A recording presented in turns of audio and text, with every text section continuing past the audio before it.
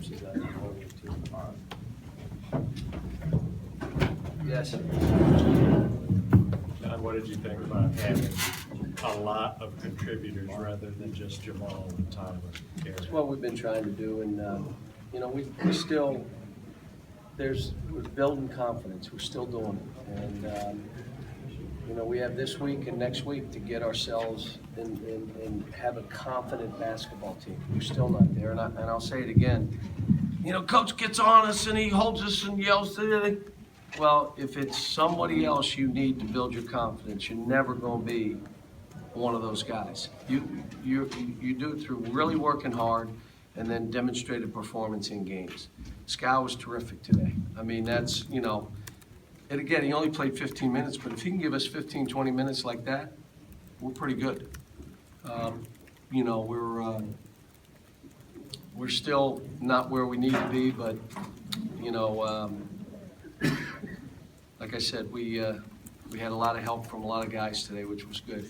What made you decide to start Scal? He practiced yesterday great, and I looked at Tyler and I just said, I'm thinking about starting him tomorrow. He said, do it. I said, yep, then I will.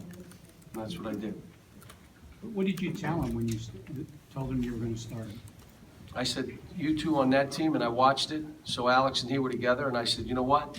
That's who I'm starting tomorrow. That's what's great about being a head coach. You can do stuff like that.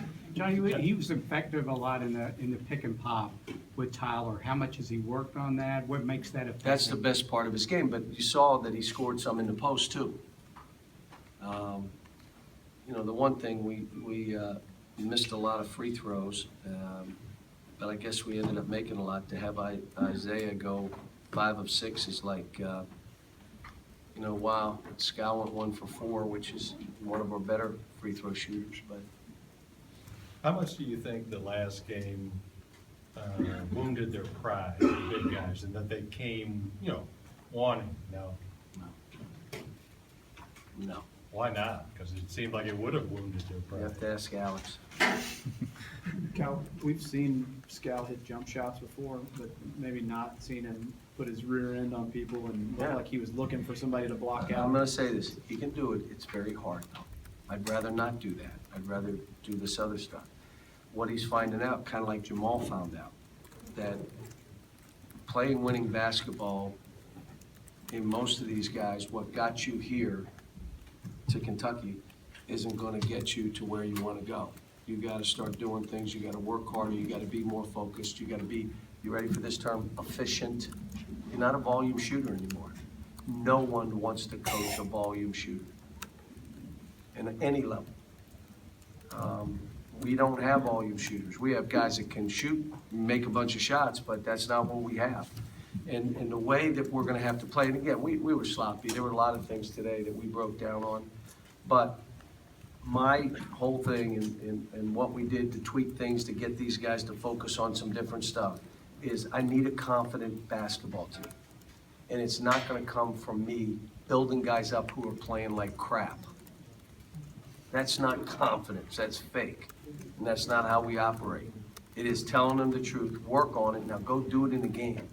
Alex started very shaky, and then he came back and started playing a little bit better. So he's got to build on that now. That's got to be who he is. What can you guys be if Scal can be this somewhat consistent? If he can be tonight what he was tonight? We could be better. I mean, you know, it was a tough game for Isaac. You just saw the difference in those two. But Isaac made a jump or two. You know, we gave up 16 offensive rebounds. You know, they only turned it over 5 times. That's 2 games in a row now. The teams we played only turned it over 5 times. We had to play these guys different, which was you had to back up a little bit, and that doesn't lead to turnovers. But we're happy to get out with a W. You know, get on our way and get ready for this thing on Saturday. Was there a concern throughout the game about Egbunu's inside scoring, or was it more kind of taking About away what? Egbunu's inside scoring, or was it more taking Well, away the three-point line? we broke down 3 or 4 times, and again, what I'm on these guys about now is you got to focus on scouting reports. You got to focus on every shoot around, all that stuff. My teams at this time of the year, it's all up a notch. There's laser, well, this team's not there yet. And I talked to him about it at the shoot around today. So a guy goes in and leaves the big kid.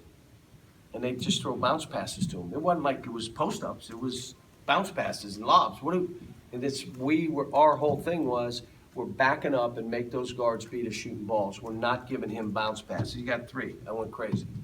Like, what were you watching? Why would you do that? And it was like, I don't know. But that's what happens when you have a young team. But Cal, in the warm-ups, it looked like, if you were in a pinch, Derek Willis was just about ready. that's what somebody said to me, but I wouldn't have played him unless he asked me. But see, I guess my point is, seems like he's on the path to get We'll back see. out there. When we get back tomorrow, they'll tell me. Any other questions? Thanks, guys.